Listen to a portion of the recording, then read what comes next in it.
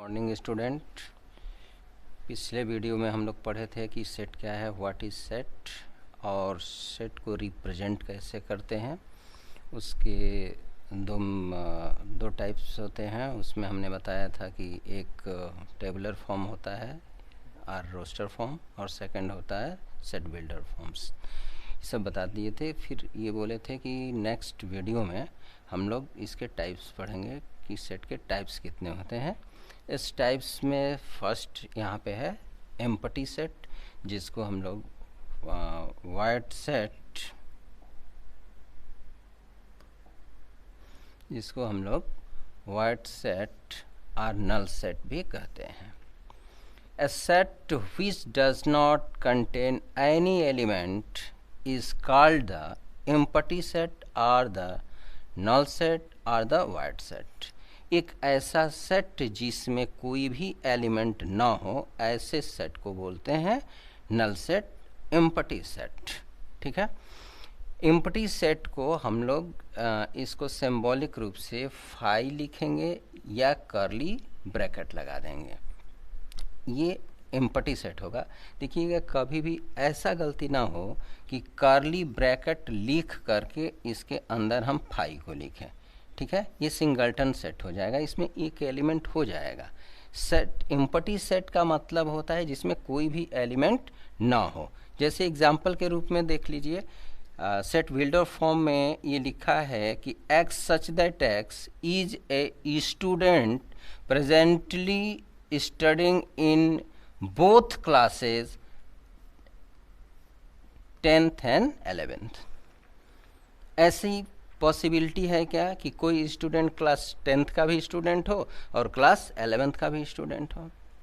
ऐसी पॉसिबिलिटी नहीं है। ठीक है, तो ये क्लास 10th और 11th दोनों में पढ़ने वाला कोई स्टूडेंट नहीं हो सकता है। इसका मतलब यह है कि यह एम्प्टी सेट है, इसमें एक भी एलिमेंट नहीं है, क्योंकि स्टूडेंट या तो 10th में होगा या तो 11th में होगा। कोई ऐसा स्टूडेंट नहीं होगा जो 10th में भी पढ़ता हो और 11th में भी पढ़ता हो। तो ऐसे सेट को क्या बोलते हैं? एम्प्टी। ठीक है, वन लाइन में इसको क्लियर रखिए कि जिस सेट में कोई भी एलिमेंट ना हो, ऐसे सेट को एम्प्टी सेट, वाइड सेट और नल सेट बोलते हैं। ठीक है, इसको सिंबॉलिक रूप से फाई या कर्ली ब्रैकेट से रिप्रेजेंट किया जाता है। कभी भी कर्ली ब्रैकेट में फाई नहीं लिख सकते हैं, या ऐसा नहीं कर सकते हैं कि कर्ली ब्रैकेट के अंदर भी कर्ली ब्रैकेट दे दें। ये भी गलत हो जाएगा, क्योंकि ये सिंगलटन सेट हो जाएगा, इसमें एक एलिमेंट हो जाएंगे। ठीक है।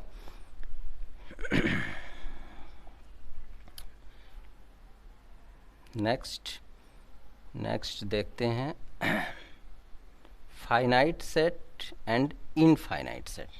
फाइनाइट सेट क्या होता है और इनफाइनाइट सेट क्या होता है? फाइनाइट सेट का मतलब हो है, यहाँ पे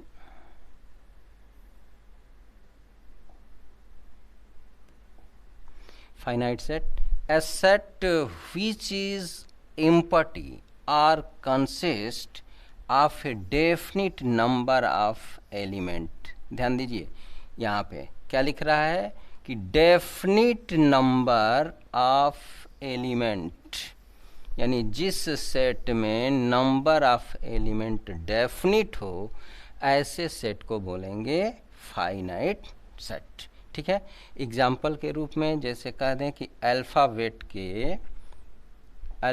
के वावेल, तो अल्फ़ाबेट के वावेल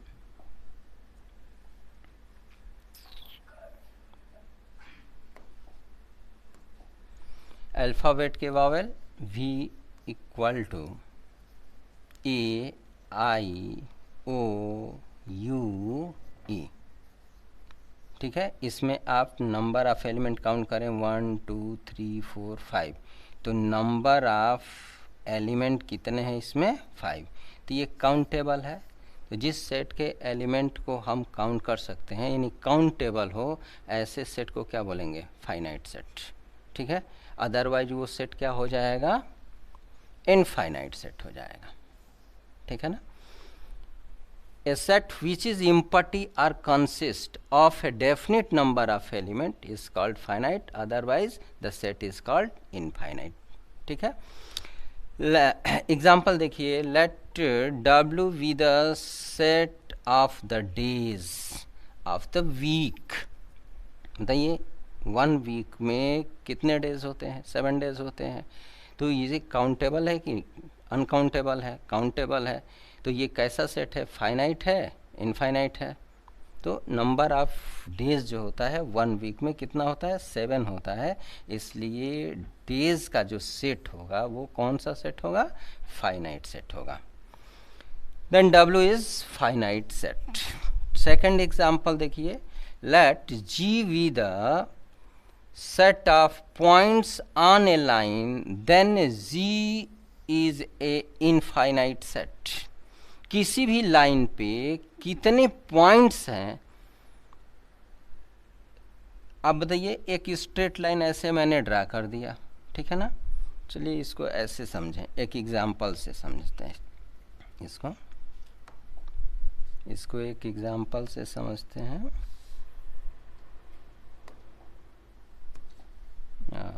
सपोज करो कि मैंने लिख दिया इस तरह से कि x plus y equal to 5, और फिर हमने x के प्लेस पे 0 पुट कर दिया, 0 प्लस वाई इक्वल टू 5।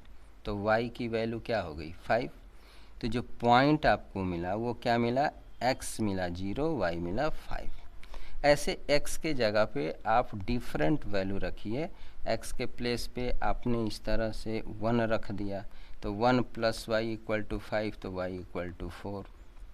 तो सेकंड पॉइंट आपको क्या मिल गया? 1 4 मिल गया।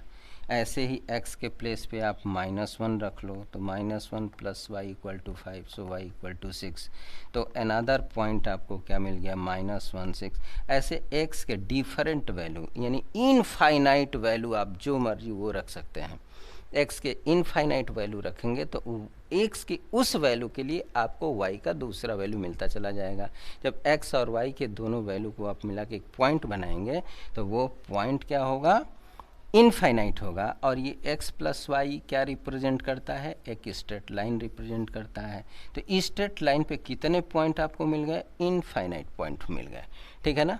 तो यहाँ पे जो सेकंड एग्जांपल है, let G be the set of points on a line, then G is infinite set। Clear? अभी तक हम क्या बताए आपको? एम्पटी सेट बताया, फाइनाइट सेट बताया और इनफाइनाइट सेट बताया। एम्पटी सेट जिसको नल सेट और वाइड सेट बोलते हैं, ऐसा सेट जिसमें कोई भी एलिमेंट ना हो। जैसे कोई भी स्टूडेंट क्लास 10th का भी हो और 11th का हो, ऐसा नहीं हो सकता है, वो एम्पटी सेट है। फाइनाइट का मतलब जिसके नंबर ऑफ एलिमेंट काउंटेबल हो, और इनफाइनाइट सेट का मतलब जिसमें नंबर ऑफ एलिमेंट काउंटेबल ना हो। क्लियर? नेक्स्ट आगे बढ़ते हैं।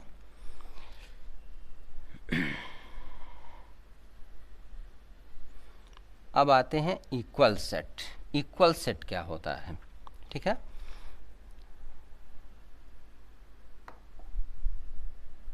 Equal set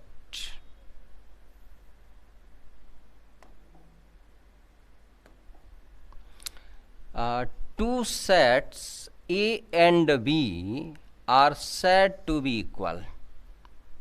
Two sets A and B are said to be equal if they have exactly the same elements and we write A equal to B. Two set को equal set बोलेंगे यदि उनके element same हो, common element हो। Number of element equal हो ऐसा नहीं कह रहे हैं, एलिमेंट ही सेम होना चाहिए। एग्जाम्पल जैसे A इक्वल टू हमने लिख दिया ABC और B इक्वल टू हमने लिख दिया CAB। ठीक है, तो यहाँ पे ध्यान दीजिए, यहाँ पे A small a is belongs to A, small b is belongs to A, small c is belongs to A, यानी कि A B C 3 elements is belonging to set A, and set B element C is belongs to set V, A is belongs to set B, B is belongs to set B, यानी कि हम कह सकते हैं कि A, B, C ये 3 element set B में भी बिलोंग कर रहे हैं और यही सेम एलिमेंट सेट B में भी, A में भी बिलोंग कर रहे हैं। A और B कैसा सेट हो गया? इक्वल सेट हो गया। देखिए स्टूडेंट, इसमें गलती होने का चांस ये रहता है कि यदि हम मान लो कि लिखते हैं यहाँ पे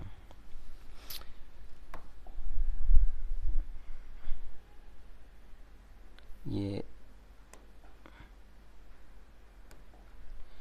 स्टूडेंट जैसे A इक्वल टू लिख दिया ABC और B इक्वल टू लिख दिया 1 2 3, तो इसके जो कार्डिनल नंबर है यानी नंबर ऑफ एलिमेंट इस सेट में कितने हैं? 3, और इस सेट में नंबर ऑफ एलिमेंट कितने हैं? इसमें भी नंबर ऑफ एलिमेंट 3 है। तो नंबर ऑफ एलिमेंट यदि इक्वल हो जाए तो आप इस सेट को इक्वल सेट नहीं कह सकते हैं, ठीक है ना। इक्वल सेट उसी सेट को बोलेंगे जिसके एलिमेंट सेम हो, ठीक है।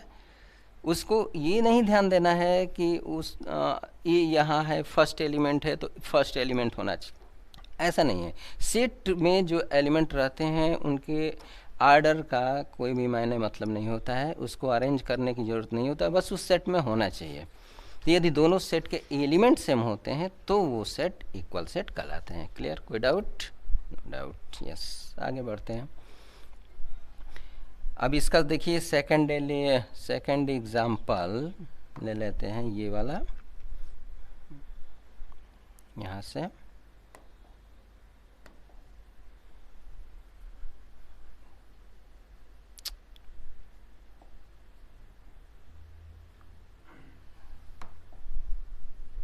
ये सेकंड एलिमेंट है हम लोगों का।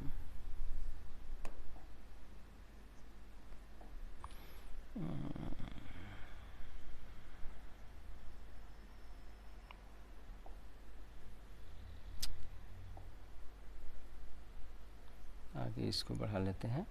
सेकंड एग्जाम्पल ये है आपका, let C equal to x such that x -5 equal to 0, D equal to x such that x square equal to 25, thus C equal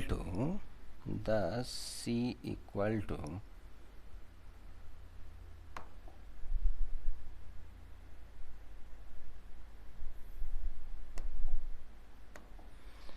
यहाँ पे देखिए x minus 5 equal to 0, x equal to 5, ये हो गया। यानी कि सेट C में एक एलिमेंट है 5, ठीक है। दूसरा सेट देखिए D इक्वल टू लिखा है कि x स्क्वायर इक्वल टू 25, तो x इक्वल टू +-5, यानी x के जो एलिमेंट है एक बार प्लस है एक बार माइनस है, तो सेट D में जो एलिमेंट है वो क्या है? -5 है और 5 है, ठीक है।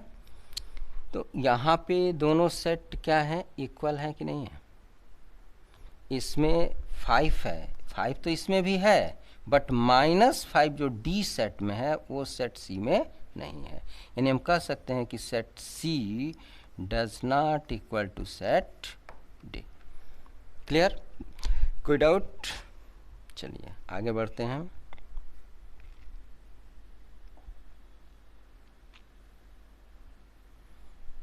अब आते हैं सबसेट। सबसेट क्या होता है?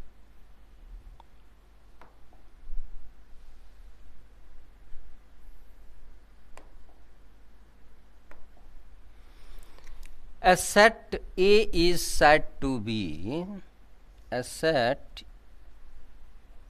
A is said to be a subset of set B if every element, ये ध्यान दीजिए यहाँ पे, every element, yes, every element of A is also an element of B. It is denoted as A subset B. कह रहा है कि कोई भी सेट ए ऐसा सेट है जिसका एलिमेंट सेट बी में बिलोंग कर रहा है, तो सेट ए को सेट बी का सबसेट करते हैं। एग्जाम्पल के रूप में यदि मैं लिख दूं कि A equal to A B C, D equal to लिख दिया जाए ए बी सी डी, ऐसे, तो ए का एलिमेंट डी में है, बी भी है और सी भी है, तो ए का ईच एलिमेंट सेट डी में बिलोंग कर रहा है, तो ए डी का क्या होगा? सबसेट होगा। ए डी का क्या होगा? सबसेट होगा। लिख रहा है कि A set A is said to be a subset of set B if every element of A is also an element of B, it is denoted as a subset of B। अब देखिए A का each element D में belong कर रहा है, तो A subset D कह दिया। अब मैं ये पूछूं कि क्या D का सभी एलिमेंट A में बिलोंग्स कर रहे हैं?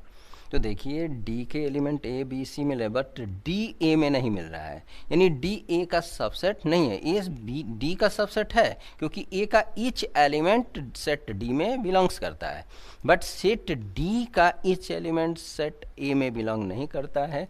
तो हम कह सकते हैं कि सेट D सेट A का सबसेट नहीं है। ठीक है, इसको इस तरह से रिप्रेजेंट किया जाता है, D does not subset of set A. Clear? कोई डाउट? कोई डाउट नहीं। नेक्स्ट आगे लिखा है, इसको तो लिखने का मेथड मैंने बता ही दिया। If A is not a subset of B we write A does not subset B, that is A is subset B if A is belonging to A. क्या मैंने बताया अभी कि ए बी का सबसेट है, तो ए का एलिमेंट ए में भी रहेगा और ए का ये एलिमेंट बी में भी रहेगा। देखिए ए दोनों में है, तो A is belonging to A and A is belonging to D. कोई डाउट? कोई डाउट नहीं। देखिए C belonging to A, C belonging to D. ठीक है, तो जब इसके एलिमेंट बिलोंग कर रहे हैं ए में डी में, तो ये ऐसे लिखा जाता है। ठीक है, यहाँ पे कुछ पॉइंट्स हैं, उसको आपको ध्यान रखना है। Every set is a subset of itself. Every set जो होता है अपने ही सेट का सबसेट होता है। ठीक है, null set is a subset of every set.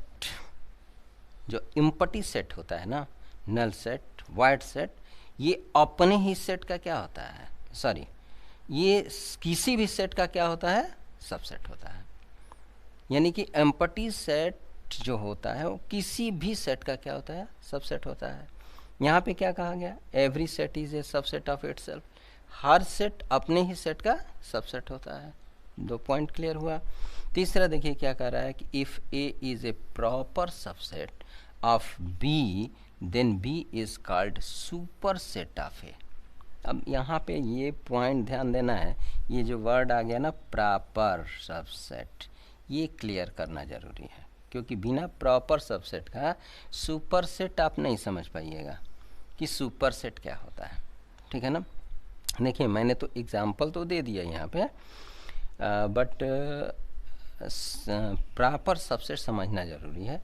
जैसे हम यहाँ पर लिख दें कि A equal to A B C और B इक्वल टू हम लिख दें ए सी बी, तो हम तो A का ईच एलिमेंट सेट B में बिलोंग कर ही रहा है, तो हम तो बोल ही सकते हैं ना कि A is subset of B।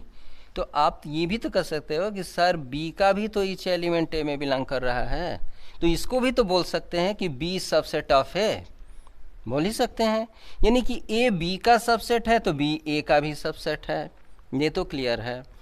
But proper subset का क्या मतलब है? प्रॉपर सबसेट का ये मतलब है कि सेट ए यदि ए बी सी है, ठीक है ना, ऐसे देख लेते हैं इसको। यदि सेट ए में हमने लिख दिया कि ए बी सी डी, और दूसरा सेट बी ले लिया, ए बी सी डी ई। अब देखिए यहाँ ए का ईच एलिमेंट बी में है, बट बी में मिनिमम 1 एलिमेंट ऐसे हैं जो ए में नहीं है। तो जब इस तरह का सेट बन जाता है तो ए बी का क्या होगा, प्रॉपर सबसेट होगा, ठीक है ना, क्योंकि बी में एक एलिमेंट, मिनिमम 1 एलिमेंट ऐसा है जो ए में नहीं है। तो ए बी का क्या होगा, प्रॉपर सबसेट होता है। एक्चुअली प्रॉपर सबसेट को हम लोग ऐसे डिनोट करते हैं। देखिए सबसेट अलग होता है, प्रॉपर सबसेट अलग होता है। प्रॉपर में एक एलिमेंट ज़्यादा होना ही होना है, मिनिमम, मैक्सिमम 3 4 5 10 कुछ भी हो सकता है, बट एक एलिमेंट मिनिमम होना चाहिए एक्स्ट्रा ए से, ठीक है। और इस तरह से यदि एक्स्ट्रा नहीं रखते हैं आप, मान लीजिए कि ये आपने हटा दिया, तो ए बी का सबसेट बनेगा तो बी ए का भी सबसेट बन जाएगा, ठीक है। तो ये चीज़ ध्यान रखिएगा कि यदि आप प्रॉपर वर्ड यूज़ करते हैं ना तो उसमें एक एलिमेंट ज़्यादा होगा। और जब कोई सेट किसी सेट का प्रॉपर सबसेट बनता है, उसी कंडीशन में बी ए का सुपर सेट हो जाता है। ऐसे घुमा देते हैं। If A is proper subset of B, then B is always superset of A. ये क्लियर रखिएगा, ठीक है ना, कि जब प्रॉपर सबसेट बनता है उसी केस में सुपर सेट भी बनता है, ये सुपर सेट। कोई डाउट? नेक्स्ट आगे बढ़ते हैं।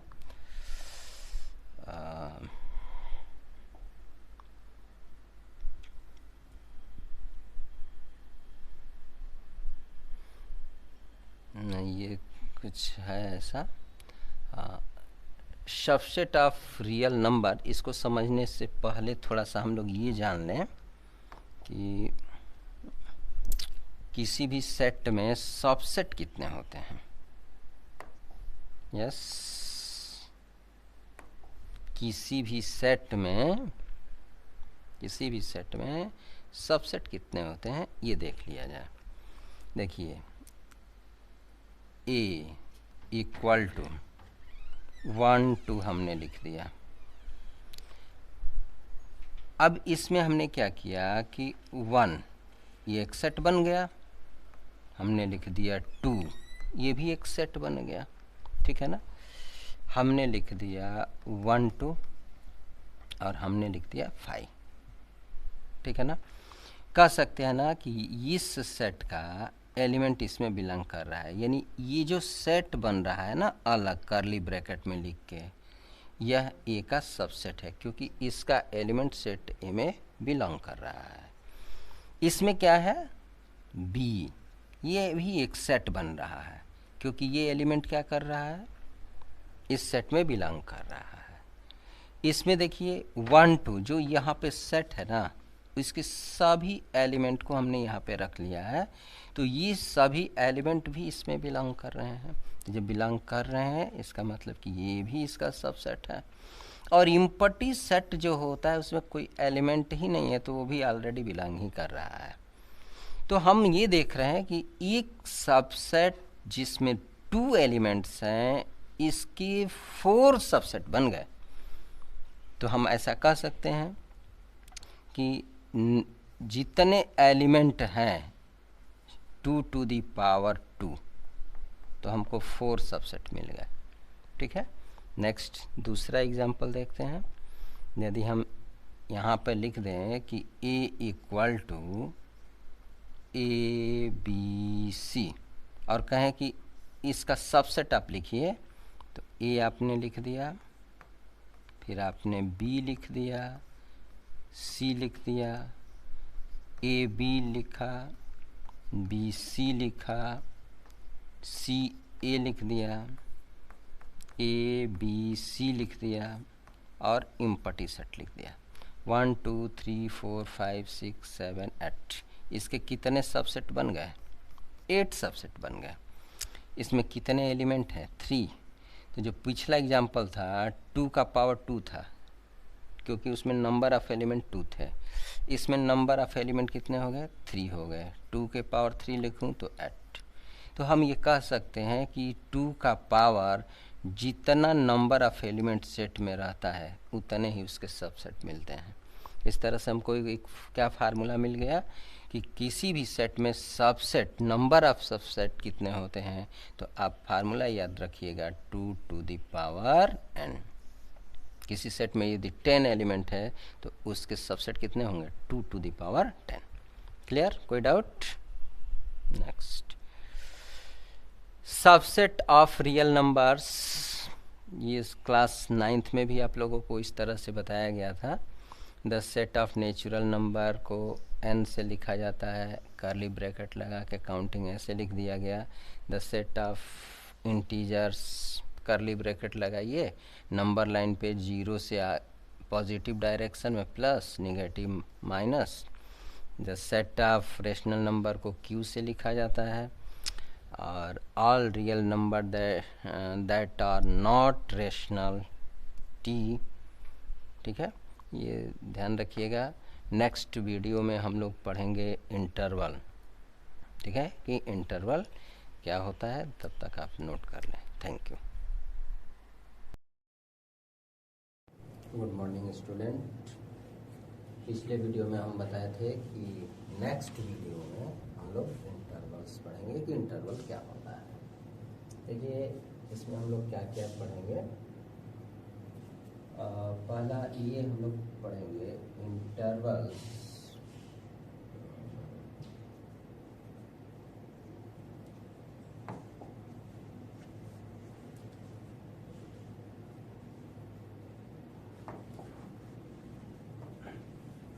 पहला हम लोग पढ़ेंगे intervals as subset of R. इसके बाद पढ़ेंगे पावर सेट, फिर पढ़ेंगे universal set, Venn diagram, union of set, intersection of set. ठीक है, सबसे पहले हम लोग intervals as a subset of R, ये क्या होता है ये देखते हैं।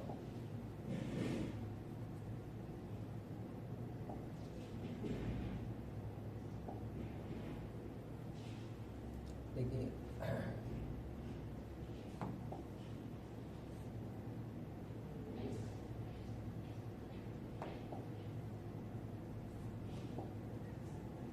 open interval let a b belonging to r, ये ध्यान रखिए। a b रियल नंबर में बिलोंग्स करते हैं, and a less than b, a b से लेस होना चाहिए। Then the set of real numbers x such that a less than x less than b is called an open interval। यहाँ पे ध्यान दीजिए, क्या लिखा है, a less than x less than b।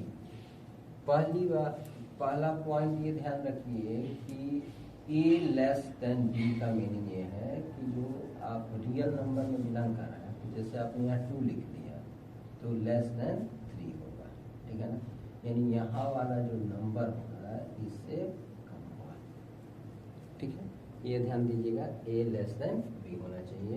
यदि a लेस देन b होता है और x की जो वैल्यू है a से b के बीच में होती है तो इसको ओपन इंटरवल कहते हैं। और इसको डिनोट कैसे किया जाएगा, तो स्मॉल ब्रैकेट में a b। देखिए, छोटे क्लासों में small bracket, curly bracket, big bracket simplification में अप्लाई किया जाता है, बट यहाँ पे इंटरवल में स्मॉल ब्रैकेट, बिग ब्रैकेट और कर्ली ब्रैकेट कब यूज़ करना है उसका मीनिंग अलग अलग हो जाता है। जैसे हमने सेट पढ़ा तो सेट में कर्ली ब्रैकेट में ही एलिमेंट को लिख के कॉमा लगा लगा के लिखना होता है, वहाँ स्मॉल और बिग ब्रैकेट नहीं लगा सकते हैं। बट इंटरवल में क्या होता है कि इंटरवल में हम स्मॉल ब्रैकेट और बिग ब्रैकेट यूज़ करेंगे। स्मॉल ब्रैकेट ओपन इंटरवल के लिए और बिग ब्रैकेट क्लोज इंटरवल के लिए। तो जैसे आप स्मॉल ब्रैकेट लिख दिया ना ए बी, इसका मतलब यह है कि ये वाला एलिमेंट भी नहीं रहेगा और ये वाला एलिमेंट, इसके बीच के एलिमेंट रहेंगे। यानी नंबर की बात करें तो जैसे हमने लिख दिया कि 5 और 8, तो इसका मतलब कि ये 5 भी नहीं रहेगा और 8 भी नहीं रहेगा। क्या रहेगा, 5 से आगे से नंबर लाइन है, नंबर लाइन में जैसे 0 1 2 3 4 5 6 7 8। तो यहाँ पे 5 और 8 यदि ओपन इंटरवल है तो ये 5 भी नहीं रहेगा और 8 भी नहीं रहेगा, क्या रहेगा 6 और 7 इस इंटरवल में आएंगे, ये ओपन इंटरवल में आता है। ठीक है, इसके बाद आता है क्लोज इंटरवल। तो क्लोज इंटरवल में क्या है कि let A B belonging to R, यानी ए बी रियल नंबर में बिलोंग करते हैं and A less than B और ए बी से कम है, then the set of real numbers x such that A less than or, यहाँ पे ध्यान दीजिए, less than or equal to, यानी ये इंक्लूड रहेगा इसमें, और less than or equal to B ये भी इंक्लूड रहेगा। इसमें ये एक्सक्लूड हो गया ए और बी, बट इसमें क्या है इंक्लूड रहेंगे ए और B. Is called close interval and is denoted by big bracket A. जैसे यदि हम इस तरह से ब्रैकेट में ये जो एग्जांपल दिए 5 8 ना, मैं 5 और 8 ऐसे लिखूं, ये क्लोज इंटरवल हो गया। जब क्लोज इंटरवल हो गया तो नंबर लाइन पे जब आप इसको रिप्रेजेंट करिएगा ना 0 1 2 3 4 5 6 7 8, तो यहाँ पे 5 भी रहेगा और 8, यानी 5 to 8, 5 6 7 8 ये 4 नंबर जो है इसमें आ जाएगा। ठीक है, इसमें 5 और 8 दोनों इंक्लूड रहेंगे, बट ओपन में क्या हो गया एक्सक्लूड हो गया, हट गया, वो नहीं रहेगा। ठीक है, तो ध्यान दीजिएगा इंटरवल्स में ओपन इंटरवल्स होता है और क्लोज इंटरवल्स होता है। ओपन में जो आप दिखा रहे हैं इंटरवल में वो एलिमेंट नहीं रहेंगे, और इसमें क्लोज वाले में दोनों एलिमेंट रहेंगे। क्लियर? नेक्स्ट,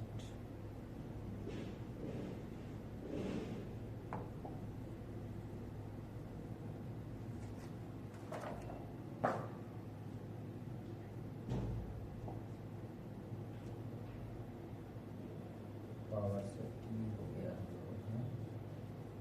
नेक्स्ट आते हैं टाइप्स ऑफ इंटरवल्स। इंटरवल्स के टाइप्स क्या हैं ये देख लेते हैं।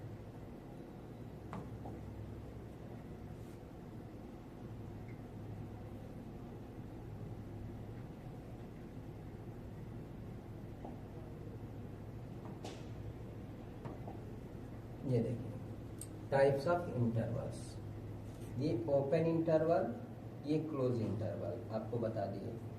ठीक है ना, यहाँ पे ध्यान दीजिए, यहाँ पे स्मॉल ब्रैकेट है और इधर क्या है बिग ब्रैकेट है, यानी ये क्या है ओपन है, ये क्या है क्लोज है। तो इसको क्या बोलते हैं semi open, semi open interval. इधर देखिए ये क्या है ये क्लोज है और ये क्या है ओपन है, तो इधर से ये क्लोज है, इसको क्या पढ़ेंगे सेमी क्लोज इंटरवल। तो ये ध्यान दीजिएगा, जब यह आपका ओपन इंटरवल है ये तो हम आपको बता ही दिए कि x रियल नंबर में बिलोंग करेगा और x की वैल्यू a और b के बीच की होगी, a और b उस इंटरवल्स में नहीं रहेंगे। ठीक है, क्लोज वाले में क्या होगा कि a और b दोनों इंक्लूड रहेंगे, इसमें ये भी एक्सक्लूड हो जाएगा, हट जाएगा। सेमी ओपन, देखिए ओपन में क्या है कि वो एलिमेंट रह नहीं रहा है, तो ये ए क्या होगा ए नहीं रहेगा, बस बी क्या रहेगा बी उसमें रहेगा। तो यहाँ पे क्या लिखा है कि ए लेस देन एक्स, यहाँ इक्वल नहीं लगा है यानी ए हट जाएगा, और बी क्या लिखा है लेस देन आर इक्वल यानी बी रहेगा, यानी ए क्या हो जाएगा एक्सक्लूड हो जाएगा, बी इंक्लूड हो जाएगा। इसको क्या बोलेंगे सेमी ओपन। सेमी क्लोज नाम पहले क्या रहा है सेमी क्लोज, यानी पहले क्लोज रहेगा फिर बाद वाला एलिमेंट सेकंड एलिमेंट नहीं रहेगा, तो ए एलिमेंट रहेगा बी एलिमेंट नहीं रहेगा, यानी A less than x less than B. ऐसे ये है लिखा है 0 to इनफाइनाइट, तो देख ही रहे हैं आप कि ओपन दिया है, यहाँ ओपन दिया है, तो माइनस इनफाइनाइट प्लस इनफाइनाइट होता है तो इसको एक्सक्लूड कर देते हैं, उसके बीच के एलिमेंट को रखते हैं। सेट ऑफ रियल नंबर इस समय वही है जो आपने ओपन के लिए पढ़ा है, बस 0 to इनफाइनाइट नंबर लाइन पर ऐसे चलेंगे, ये 0 to प्लस इनफाइनाइट, और सेकंड है minus infinite two plus infinite, ये 0 है। ठीक है, तो ये ओपन इंटरवल है, यानी ये आपका नहीं दिखाते हैं इसमें, इसके बीच के नंबर्स रहेंगे। ठीक है, नेक्स्ट। अब देखिए नंबर लाइन पे इसको हम कैसे रिप्रेजेंट करते हैं।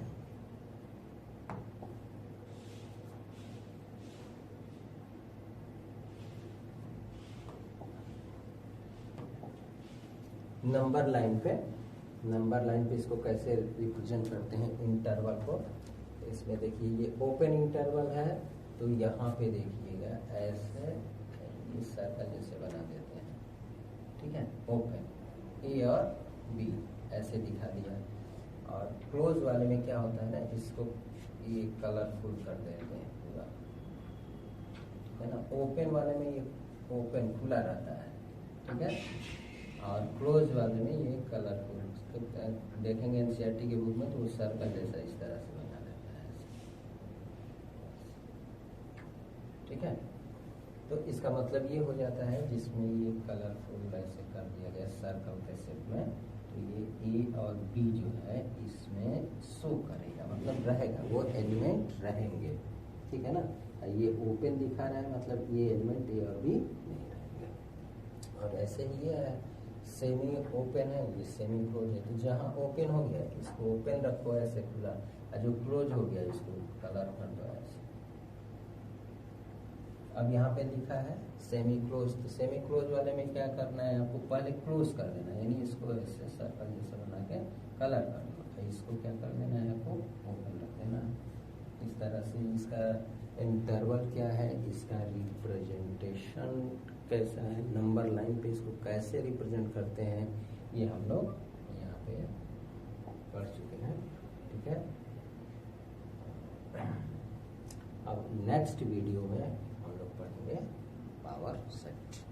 ठीक है, तब तक आप लोग इसको नोट कर लें, नेक्स्ट वीडियो में मिलते हैं। Thank you.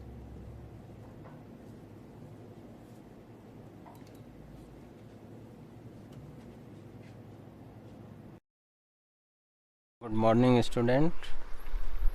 पिछले वीडियो में हम लोग सेट के डेफिनीशन, उसका रिप्रेजेंटेशन, फिर इंटरवल्स क्या होता है, ये सब पढ़े थे। उसको नंबर लाइन पे कैसे रिप्रेजेंट करते हैं, ये सब पढ़ चुके हैं। आज हम लोग पढ़ेंगे पावर सेट की पावर सेट क्या होता है।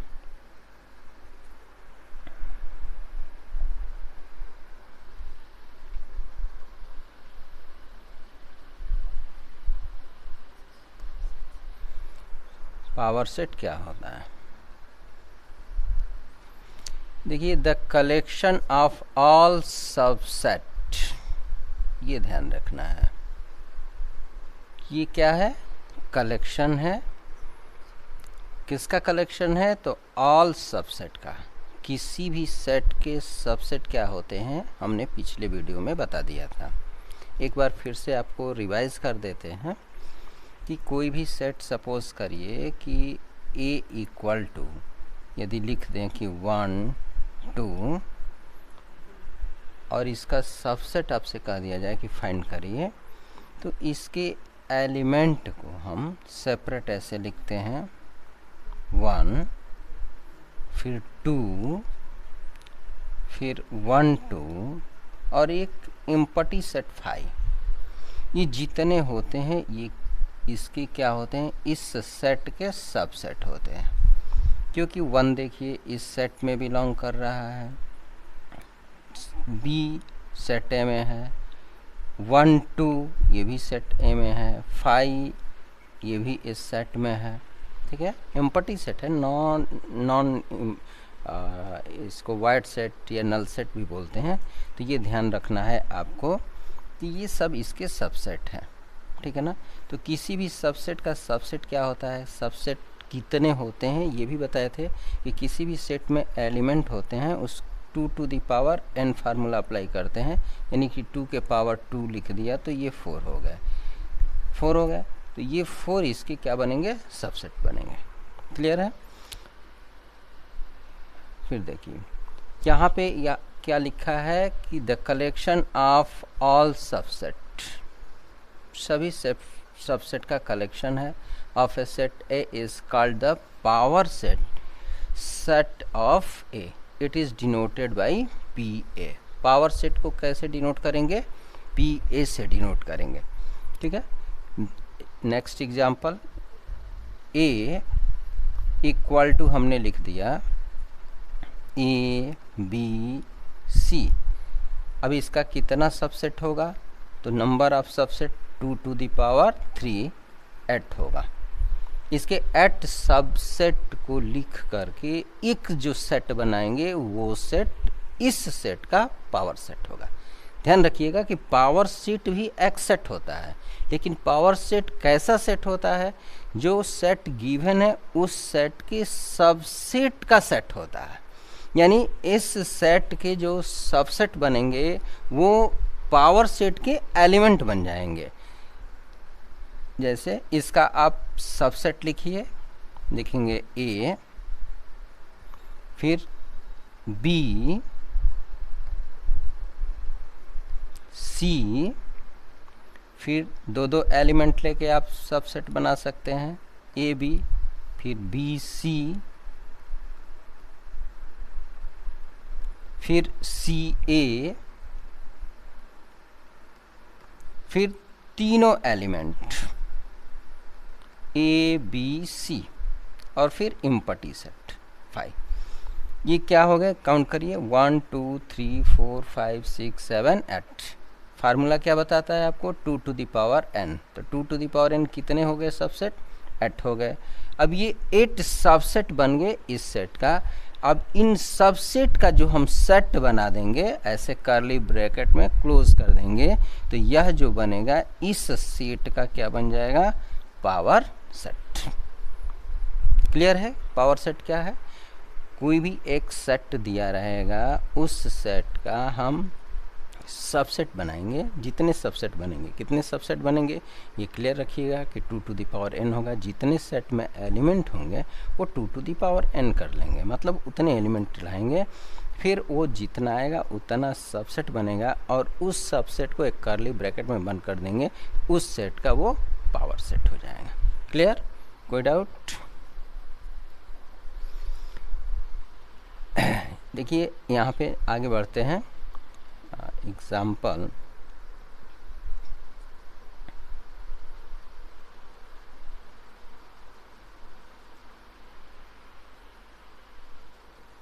यूनिवर्सल सेट, यहाँ पे थोड़ा सा देख लेते हैं।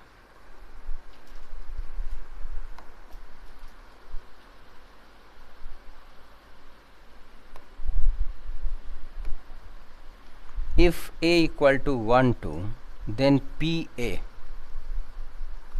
अब ये 1 2 जो लिखा है इस सेट में, इसके सबसेट क्या बनेंगे, 1 2 1 2 और 5। ठीक है ना। इन सभी सबसेट को जब एक कर्ली ब्रैकेट में बंद कर दिया तो इस सेट का ये क्या हो गया, power set. In general if A is a set with N A equal to M, ये ध्यान रखिएगा, किसी सेट में m यदि एलिमेंट हैं तो उसके पावर सेट में कितने एलिमेंट होंगे, 2 to the power m। यानी कि जो सबसेट का फार्मूला आपको बताया गया था कि सबसेट कितने बनेंगे, 2 to the power n, उसी तरह से किसी सेट में m एलिमेंट है तो उसके सबसेट में कितने एलिमेंट होंगे, 2 to the power m। 2 to the n element है 2 to the power n, p element है 2 to the power p। Clear. ठीक है। फिर अगला टॉपिक है हम लोगों का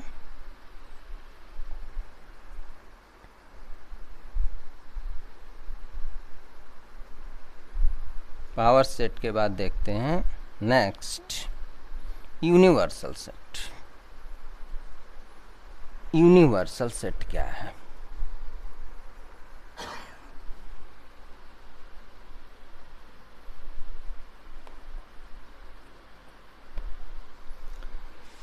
in a particular context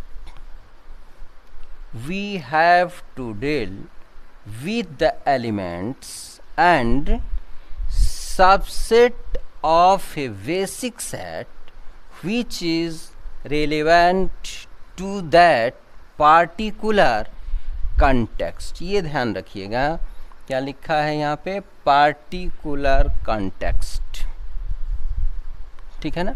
particular context का मतलब किसी निश्चित संदर्भ में दिया गया सेट होना चाहिए।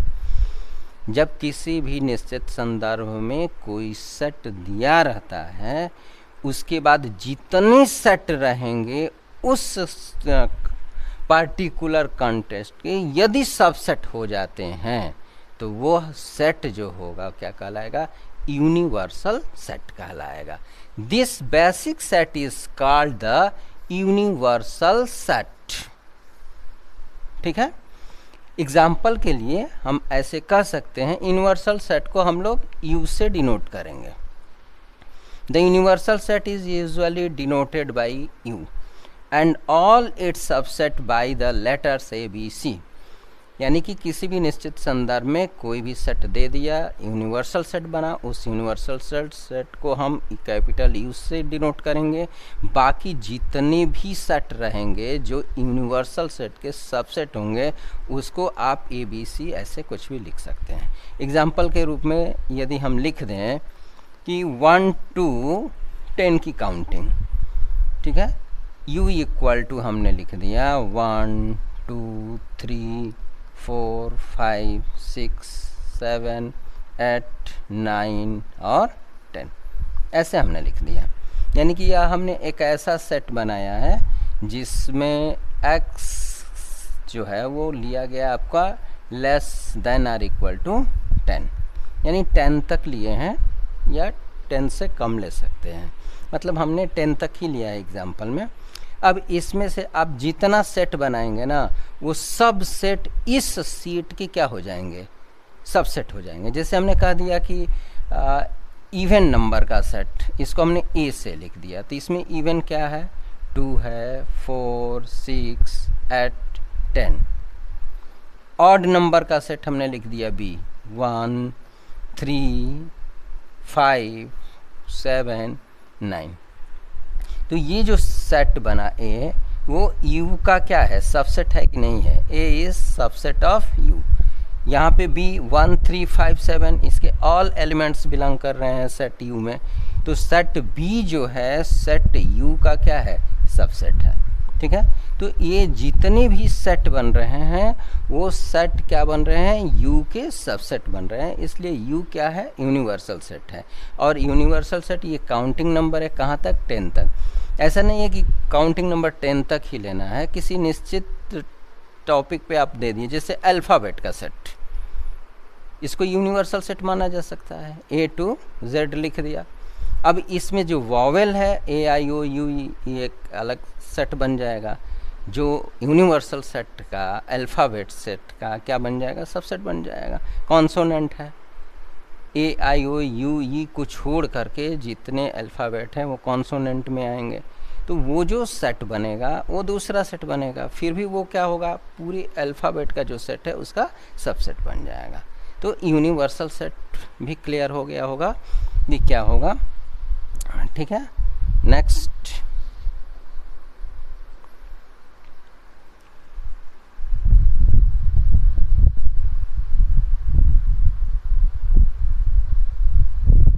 नेक्स्ट टॉपिक देखिए, वेन डायग्राम है। वेन डायग्राम पढ़ने से पहले थोड़ा सा हम लोगों को ये जानना होगा कि यूनियन क्या होता है और इंटरसेक्शन क्या होता है, ठीक है। फिर भी थोड़ा सा वेन डायग्राम को समझ लेते हैं, फिर आगे हम बढ़ेंगे। वेन डायग्राम क्या है, Venn diagram are named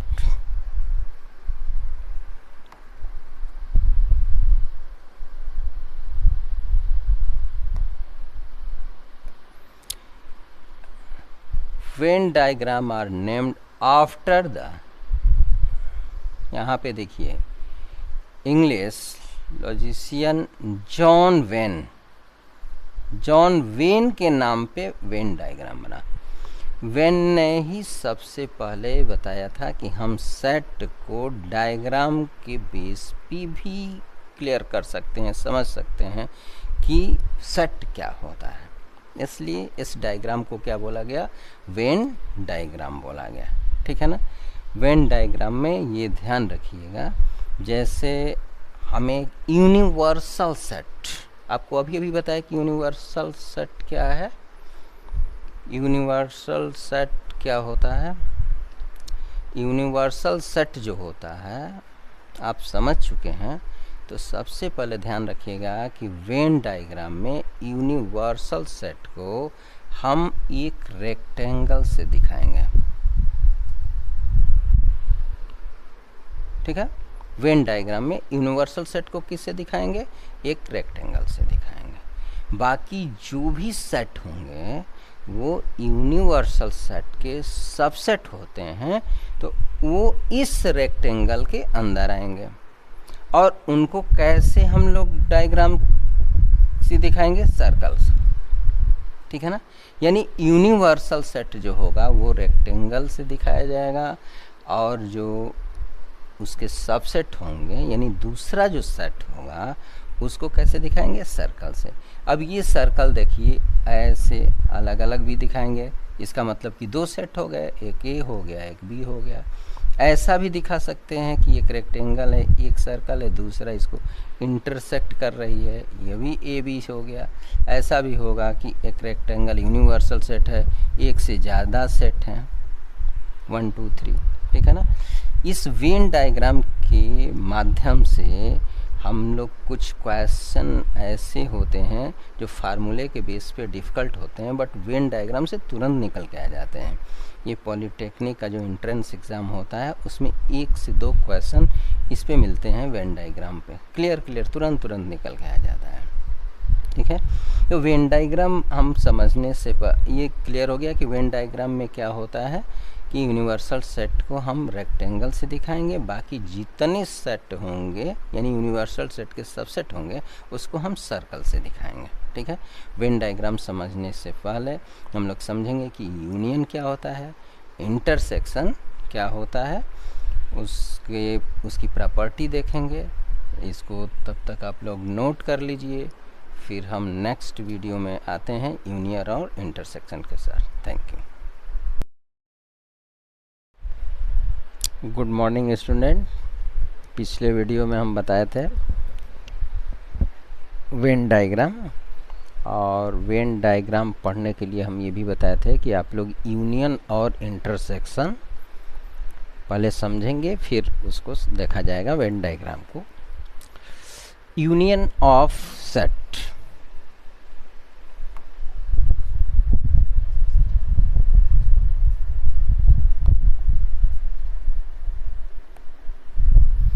union of set, the union of two set A and B is the set C which consists of all those elements which are either in A or in B। ये समझिए, देखिए either in A or in B including those which are in both। Example से समझते हैं इसको। ऐसे हमने लिख दिया कि A equal to A B C, B equal to लिख दिया A C D E। सबसे पहले तो ये समझ लें कि A यूनियन B को हम डिनोट कैसे करते हैं। A यूनियन B, ये A यूनियन B को हम ऐसे डिनोट करते हैं। इसमें दो सेट A और B गिवन है। ठीक है। A यूनियन B को हम A यूनियन B ऐसे डिनोट करेंगे। यदि कोई दूसरा सेट है B और C तो फिर B यूनियन C, C और D कोई सेट है तो C यूनियन D। इस तरह से हम इसको डिनोट करेंगे। हमने एग्जाम्पल लिया है दो set A equal to A B C and B equal to A C D E. तो A यूनियन B क्या होगा, दोनों के कॉमन एलिमेंट को लेकर के उसके बाद जो एलिमेंट बचेंगे दोनों सेट में A में और B में, उन सब को भी उस सेट में इंक्लूड कर दें तो जो सेट बनेगा उस सेट को ए यूनियन बी कहेंगे। A union B equal to, देखिए पहले इसमें कॉमन एलिमेंट क्या है, ए, फिर बी नहीं है सी, ए सी लिख दिया, क्या बच गया बी और डी, ये एलिमेंट भी इसमें आ जाएंगे।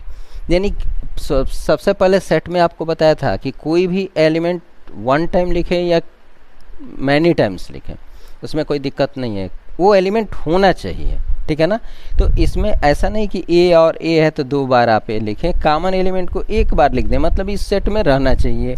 फिर दोनों में सी कॉमन है तो कॉमन एलिमेंट लिख दिया, और जो एलिमेंट छूट जा रहे हैं मतलब कॉमन एलिमेंट नहीं है, उस एलिमेंट को भी जब इस सेट में रख लेंगे तो इस सेट को कहेंगे ए यूनियन बी, ठीक है। ध्यान रखिएगा, the union of two set A and B is the set C which consists of all those elements, यहाँ पे क्या लिखा है, all those elements which are either in A or in B, दोनों में होने चाहिए, A में हो या B में हो या A B दोनों में हो, ठीक है। तो ऐसे सेट को क्या बोलेंगे, यूनियन, दो सेट का यूनियन है ये। नेक्स्ट एग्जाम्पल, यदि हम लिख दें कि A equal to x such that x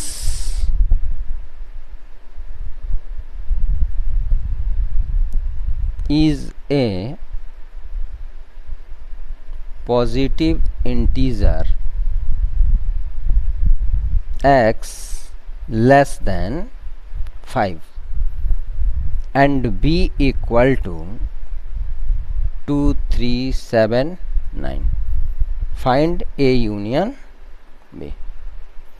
यहाँ पे क्या लिखे हैं, सेट ए को सेट बिल्डर फॉर्म में लिखे हैं, यहाँ पे सेट बी को किस फॉर्म में लिखा गया है, रोस्टर फॉर्म में लिखा गया है। तो सबसे पहले हम क्या करेंगे कि दोनों सेट को रोस्टर फॉर्म में लिख लेंगे। तो सेट बी तो रोस्टर फॉर्म में दिया ही है, सेट ए को जब आप रोस्टर फॉर्म में लिखेंगे तो ए इक्वल टू हो जाएगा, यहाँ लिखा है कि x is a positive integer, ये कैसा इंटीजर है, पॉजिटिव इंटीजर है, और less than or equal to 5, यानी कि 5 से कम होना चाहिए या 5 तक होना चाहिए। यानी कि हम इंटीजर में कहाँ लिखेंगे 1, 2, 3, 4 और 5। तो ये हमारा सेट ए किस में चेंज हो गया, रोस्टर फॉर्म में हो गया, और सेट बी किस में है, रोस्टर फॉर्म में है। तो फिर इन दोनों का यूनियन क्या हो जाएगा, तो आप कॉमन एलिमेंट को लिख लीजिए, फिर जो एलिमेंट बच जाते हैं दोनों सेट में उनको भी लिख दीजिए, तो ये ए यूनियन बी हो जाएगा। देखिए कॉमन एलिमेंट क्या है, 2, 2, 3, 3, फिर क्या बच गया इसमें 1, 4, 5 और इसमें बच गया 7, 9। तो आप इन सब को मिला करके लिख दीजिए ऐसे 2, 3 कॉमन एलिमेंट, फिर एक एलिमेंट ये 1 हो गया, फिर एलिमेंट हो गया 4, 5, 7 और 9, ठीक है। तो इन दोनों सेट के टोटल एलिमेंट, इसका देखिए 2, 3, 7, 9 इस सेट में आ रहा है, इसका देखिए 1, 2, 3, 4, 5, इस सेट के सब एलिमेंट भी इस सेट में आ गए, इस सेट के भी सब एलिमेंट इस सेट में आ गए। तो ये जो सेट बना इन दोनों सेट का क्या बन गया, यूनियन बन गया, ठीक है। अब इसको देखिए वेन डायग्राम से दिखाना है।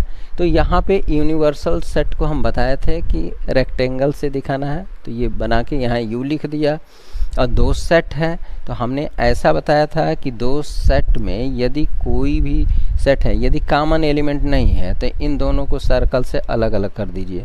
यदि कुछ एलिमेंट कॉमन है तो दोनों सर्कल को इस तरह से बनाइए कि ये दोनों एक दूसरे को इंटरसेक्ट करते हैं। जो इंटरसेक्ट पार्ट है उस इंटरसेक्ट पार्ट में हम कॉमन एलिमेंट को रख देंगे।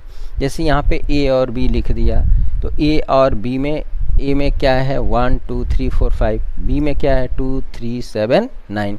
अब इन दोनों सेट के यूनियन में कॉमन एलिमेंट क्या है 2 और 3, तो इसमें क्या हो जाएगा कॉमन एलिमेंट 2, 3। बाकी सेट ए में क्या बच गया, सेट ए में 2, 3 को छोड़ के 1, 4, 5, 1, 4 और 5। और सेट बी में क्या बच जाएगा, तो सेट बी में देखिए 2, 3 को छोड़ के 7, 9 इसके एलिमेंट बन गए, ठीक है। तो ये वेन डायग्राम से दिखाना होगा, तो हम इसको यूनियन को ऐसे दिखाएंगे, ठीक है। यहाँ पे एक चीज़ ध्यान दीजिएगा कि A union B equal to x such that x is belonging to A और x is belonging to B, यानी एक्स ए में बिलोंग करेगा या एक्स बी में बिलोंग करेगा या एक्स ए और बी दोनों में बिलोंग करेगा। ठीक है, next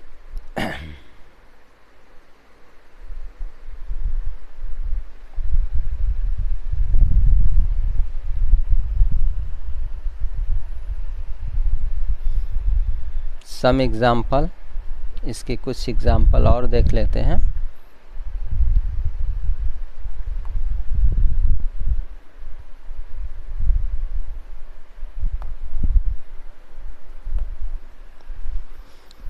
Let A equal to 2, 4, 6, 8 and B equal to 6, 8, 10, 12. Find A union B. Find A union B. देखिए इसमें कॉमन एलिमेंट क्या है, देखिए 6 दोनों में कॉमन एलिमेंट है, 8 दोनों में कॉमन एलिमेंट है, इसके बाद 2, 4 इस सेट ए में है, 10, 12 सेट बी में है। अब कोई भी कॉमन एलिमेंट इन सेट में नहीं है, तो पहले आप क्या करें 6, 8 को रख लीजिए। इसमें कोई सीक्वेंस नहीं रहता एलिमेंट का कि 6 जो है 2 के बाद आता है। आप चाहें तो इसको ऐसे लिख सकते हैं, कोई दिक्कत नहीं, 6, 8 पहले लिख लें, कोई प्रॉब्लम नहीं। फिर जो सेट इसमें बच गया 2, 4 और जो इसमें बच गया 10 और 12 लिख दीजिए, ऐसे कोई दिक्कत नहीं है। ऐसा नहीं है कि सीक्वेंस होता है, लिख सकते हैं आप। सीक्वेंस में लिखेंगे थोड़ा सा अच्छा लगता है देखने में, ठीक है, तो आप लिख सकते हैं, बस वो एलिमेंट होना चाहिए सेट में, बाकी कोई दिक्कत नहीं है। ठीक है, ऐसे नेक्स्ट ये एग्जांपल है कि ए बी सी डी और बी में ए सी है, फिर इसमें देखिए ए और सी क्या हो गया, कॉमन एलिमेंट हो गया, तो फिर क्या बच गया, सी डी बच गया। तो यूनियन में क्या होगा, कॉमन एलिमेंट और फिर सी डी। ठीक है,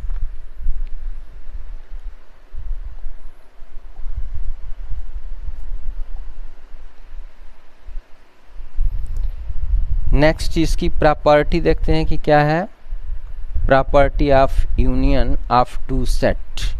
ठीक है, property of union of two set,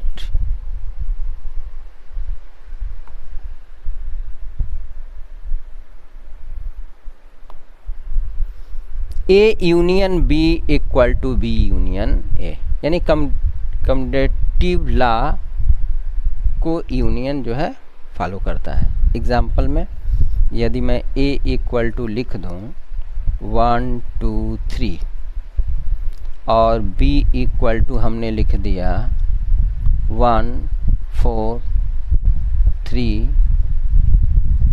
ठीक है, यहाँ से यदि ए यूनियन बी निकाला जाए, मैंने बताया कि कॉमन एलिमेंट 1 और 3 ऐसे लिख दिए आपने 1, 3, क्या बच गया 2 और 4। ठीक है, तो एक सीक्वेंस यदि बना के लिखना चाहे तो लिखिए 1, 2, 3, 4, 1, 2, 3, 4, ए यूनियन बी हो गया। यदि हम बी यूनियन ए निकालना चाहते हैं, बी यूनियन ए, तो इस B और A में B में कॉमन देखिए 1, 1 कॉमन है, तो फिर आपने 1 लिख दिया, फिर कॉमन एलिमेंट 3 है तो 3 लिख दिया इसमें और फिर इसमें 4 बच गया, इसमें 2 बच गया, 4 और 2 बच गया। अब इस कॉमन एलिमेंट का एक सीक्वेंस बना लीजिए 1, 2, 3, 4। अब ये देखिए दोनों सेट A यूनियन B और B यूनियन A दोनों सेम सेट आ गए। ठीक है, तो इसका मतलब कि हम कह सकते हैं कि A union B equal to B union A। ऐसे ही आप भी दूसरा एग्जाम्पल इसको लेंगे तो ये भी वेरीफाई कर सकते हैं। आप कोई भी एग्जाम्पल ले सकते हैं A, B, C।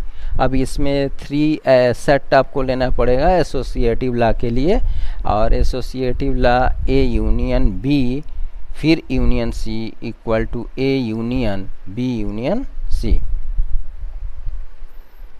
एग्जाम्पल सब यहाँ पे हमने ले लिया A equal to A B, B equal to ले लिया ए सी और सी इक्वल टू ले लिया सी डी। फिर यहाँ पे ए यूनियन बी निकालिए, ए यूनियन बी। तो ए यूनियन बी निकालेंगे, दोनों के कॉमन एलिमेंट क्या है इसमें, ए है, और फिर बी सी, दोनों के एलिमेंट बच रहे हैं ए और बी सेट में, तो आप कॉमन एलिमेंट ए ले लिया और फिर जो बच गया बी और सी, ए यूनियन बी हो गया। अब इस ए यूनियन बी का यूनियन किसके साथ निकालना है, सी के साथ। तो अब आप लिखेंगे A union B union C, this equal to, अब इस यूनियन का इस सी के साथ आपको यूनियन बनाने हैं, तो इसके कॉमन एलिमेंट क्या मिल रहे हैं, देखिए सी मिल रहा है कॉमन एलिमेंट, ये और ये कॉमन एलिमेंट सी मिल गया। सेट ए यूनियन बी में क्या बच गया, ए और बी, और सेट सी में क्या बच गया, डी हो गया। इसको आप लिख सकते हैं ऐसे ए बी सी डी।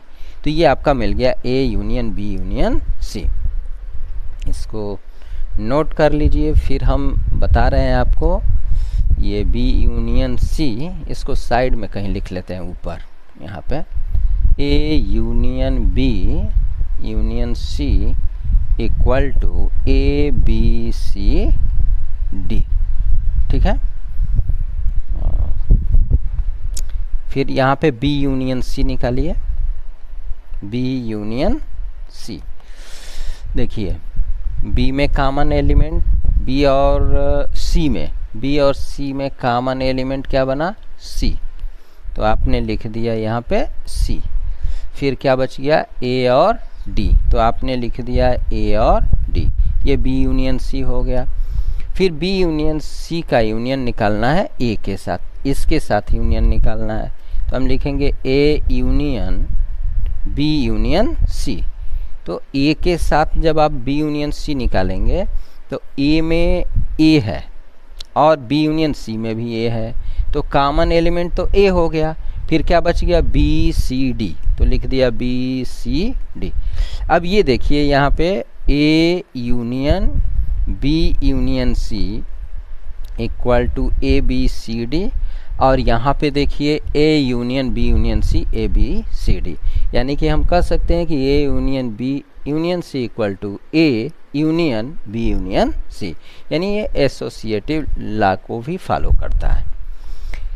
सिमिलरली हम इसको भी प्रूफ कर सकते हैं, A union phi, phi means null set, void set, empty set, तो इसमें कोई एलिमेंट ही नहीं है, और ए में सपोज करो कि हमने ए बी ही रख लिया, यहाँ पे चलिए सपोज करिए कि ए इक्वल टू हमने ए और बी लिख दिया, और इम्पटी सेट में कोई एलिमेंट ही नहीं होगा, तो जब हम इसका यूनियन बनाएंगे तो ये सेट ए बी है, इसमें कोई एलिमेंट नहीं, तो कॉमन एलिमेंट तो कुछ नहीं मिला, बट ए सेट में तो एलिमेंट ए बी बच गए ना, तो फिर ए यूनियन फाइव में क्या आ गया, वही आया जो सेट ए है, तो हम लिख सकते हैं कि A union phi equal to set ए।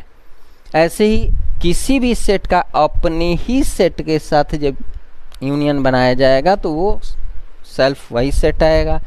अब यहाँ पे ही एग्जांपल देख लो, ए इक्वल टू इतना, और हम लिखे कि ए यूनियन ए, मतलब इस सेट का इसी सेट के साथ एलिमेंट बनाए। चलिए तो हम यहाँ पर ए बराबर फिर एक बार लिख दे रहे हैं ए और बी, यहाँ भी ए बराबर ए बी। अब दोनों के कॉमन एलिमेंट देखें तो क्या आएगा, ए और बी, तो ये जो कॉमन एलिमेंट आया दोनों सेट ए यूनियन बी का, वो किसके इक्वल आया, सेट ए के आया, तो A union A equal to क्या हो गया, ए। ऐसे ही यू यूनियन ए यू हो गया, क्योंकि यूनिवर्सल सेट के बाद जितने सेट होते हैं यूनिवर्सल सेट के क्या होते हैं, सबसेट होते हैं। एग्जाम्पल में यहाँ पे यदि मैं लिख दूँ कि u इक्वल टू काउंटिंग लिखा था 1 से लेके 10 तक, 1 2 3 4 5 6 7 8 9 10, ये यूनियन हो गया। दूसरा सेट हमने ले लिया, इवन नंबर ले लिया, इसमें से 2 4 6 8 और 10 ले लिया। तो अब यदि मैं यूनियन यू का ए के साथ यूनियन निकालूंगा तो कॉमन एलिमेंट सपोज दैट मैंने इसको भर लिया 2 4 6 8 और 10 इवन नंबर को ले लिया क्योंकि इवन नंबर कॉमन बन गए। तो कॉमन के बाद जो नंबर सेट यू में बचे वो आपके ऑड नंबर बच गए, 1 बचा, 3 5 7 और 9। अब इसको हम अरेंज करके लिख दें तो ये 1 2 3 4 5 6 7 8 9 10 ये पूरे के पूरे एलिमेंट्स सेट यू में आ गया। So this equal to U, यानी कि यू यानी यूनिवर्सल सेट का किसी भी सेट के साथ जो यूनियन बनेगा वो यूनिवर्सल सेट होता है, और किसी भी सेट का सेल्फ अपने ही सेट से यूनियन किया जाएगा तो वही सेट आएगा, इम्पटी के सेट के साथ वही सेट आएगा। और ये एसोसिएटिव लॉ और कम्युलेटिव लॉ दोनों को फॉलो करता है। ये प्रॉपर्टी है किसकी, यूनियन की है। ठीक है, नेक्स्ट हम लोग देखते हैं इंटरसेक्शन क्या होता है। नेक्स्ट हम लोग इंटरसेक्शन ऑफ टू सेट्स देख लें। देखिए यूनियन में जैसे हमने ये कहा कि दो सेट दिए हुए हैं तो उनके कॉमन एलिमेंट को रखिए और फिर जो एलिमेंट कॉमन नहीं है दोनों सेट में उसको भी रख दीजिए, तो ये यूनियन बन गया। इंटरसेक्शन में क्या है, आप ऐसे बात करते हैं ना कि दो लाइन है और इंटरसेक्ट करती है,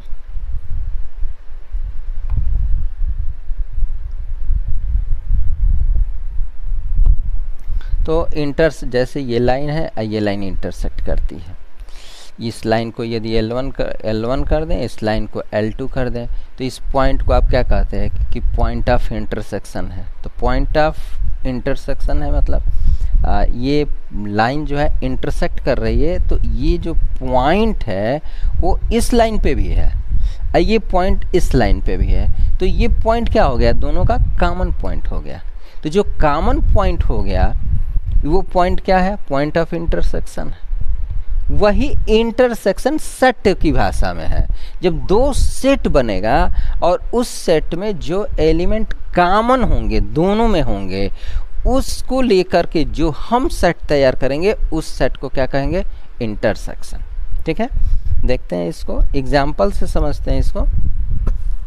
पहले इसका डेफिनेशन थोड़ा सा एक बार देख लेते हैं। The intersection of two set, ठीक है, A and B, two set A और बी गिवन है, जिसका इंटरसेक्शन क्या होता है, तो is the set of all those element which belong to both A and B. ध्यान रखिएगा यहाँ पे क्या कह रहा है कि विच बिलोंग, जो बिलोंग करता हो किस में, to both A and B. यहाँ पे भी ध्यान रखना है, बोथ ए एंड बी, ये ध्यान रखिएगा कि टू सेट गिवन है तो उनके कॉमन एलिमेंट से जो सेट बनेगा वो सेट इंटरसेक्शन होगा उस सेट का।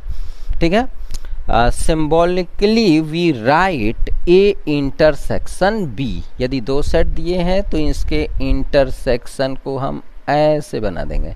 यूनियन में क्या बताए थे कि ए और ऐसे यूज बना देते ऊपर के तरफ, तो ये यूनियन हो गया। इंटरसेक्शन इसी का उल्टा, क्योंकि इसमें क्या था ना कि कॉमन एलिमेंट के बाद भी सब एलिमेंट थे, इसमें क्या है केवल कॉमन एलिमेंट होने चाहिए, तो ये जो बनेगा वो इंटरसेक्शन बनेगा। तो इंटरसेक्शन को हम इस तरह से डिनोट करते हैं, ए और ये यू जो बनाते हैं ना ऐसे नीचे की तरह बना दीजिए, ए इंटरसेक्शन बी। इसको ऐसे लिखा जाएगा कि x such that x is belonging to A, x belong कर रहा है ए में, यानी कोई एक एलिमेंट है जो सेट ए में है, उस एलिमेंट को x कहा गया। यही x ये सेट b में भी है, एंड लिखा है उसमें और लिखा था, इसमें एंड लिखा है, यानी x a में है और x b में भी है, यानी x दोनों में है, यानी x क्या है, दोनों सेट में कॉमन एलिमेंट है। तो जब कॉमन एलिमेंट बनेगा और इससे जो सेट आप तैयार करिएगा उस सेट को क्या बोलेंगे, इंटरसेक्शन बोलेंगे। जैसे एग्जाम्पल देख लेते हैं, let 1 3 4 5 6 7 8 and B 2 3 5 7 9 find A intersection B। आप लोग खुद से बना के देख लीजिए A इंटरसेक्शन B क्या है, कोई प्रॉब्लम नहीं है। क्यों? क्योंकि हमको इसमें क्या निकालना है, कॉमन एलिमेंट बस निकालने हैं। कॉमन एलिमेंट निकालिए, देखिए इसमें 3 है, यहाँ भी 3 है। आगे देखिए इसमें 1 है, इसमें 1 है नहीं है, 1 को छोड़ देंगे। 4 इसमें है नहीं है, 1 नहीं है, 4 नहीं है। फिर देखिए 5 इसमें है, इस सेट में है, यस है, ये कॉमन एलिमेंट मिल गया। 6 है, इसमें है नहीं है, 6 भी नहीं है। 7 दोनों ही सेट में है, कॉमन एलिमेंट वाला। 8 नहीं है, ये कट गया। इसमें 9 बच गया जो इस सेट में नहीं है। तो आपके कॉमन एलिमेंट क्या मिल गए, 3 5 7। तो ए और बी का इंटरसेक्शन क्या मिल गया, A intersection B equal to क्या मिला, 3 5 7। ये हो गया दो सेट का इंटरसेक्शन।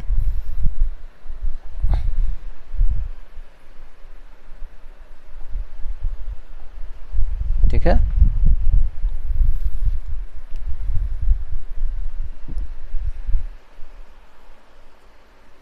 इसकी प्रॉपर्टी देख लेते हैं, इंटरसेक्शन की प्रॉपर्टी। ठीक है,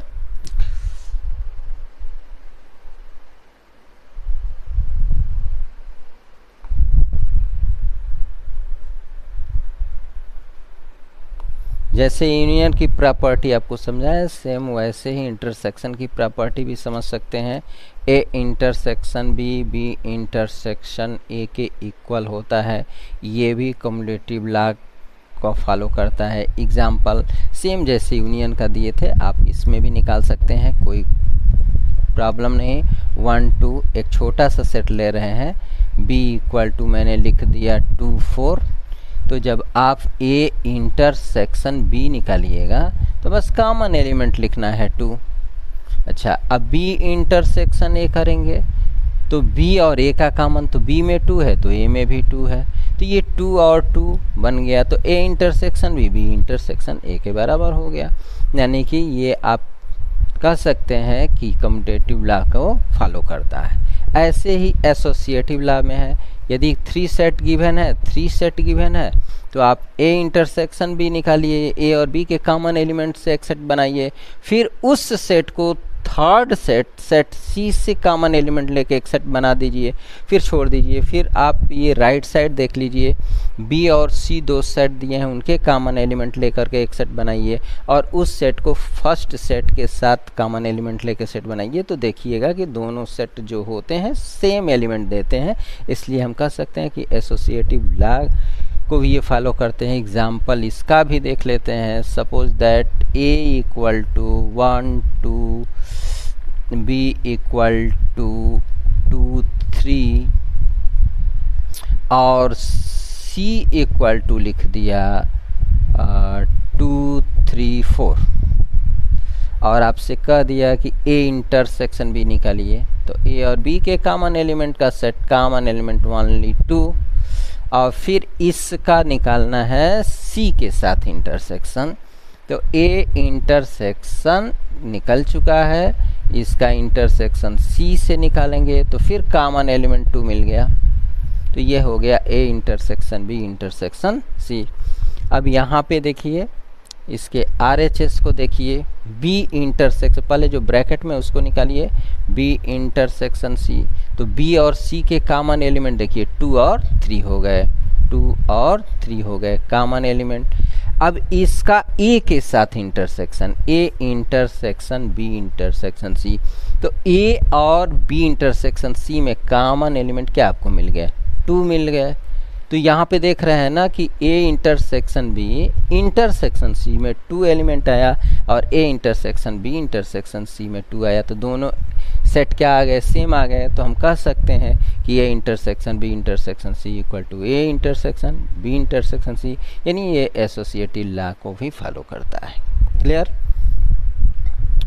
नेक्स्ट, जैसे यूनियन में था, किसी भी सेट का फाई के साथ यानी एम्प्टी सेट के साथ यूनियन वो सेट आया था जब फाई सेट में कोई एलिमेंट है ही नहीं, और ए सेट में आप कितना भी एलिमेंट लिख दें, पूरा काउंटिंग नंबर ही लिख दें 100 तक, ठीक है, तो क्या जिस सेट में कोई एलिमेंट नहीं है और किसी सेट में 100 तक काउंटिंग है, कोई भी एलिमेंट कॉमन मिलेगा? नहीं मिलेगा।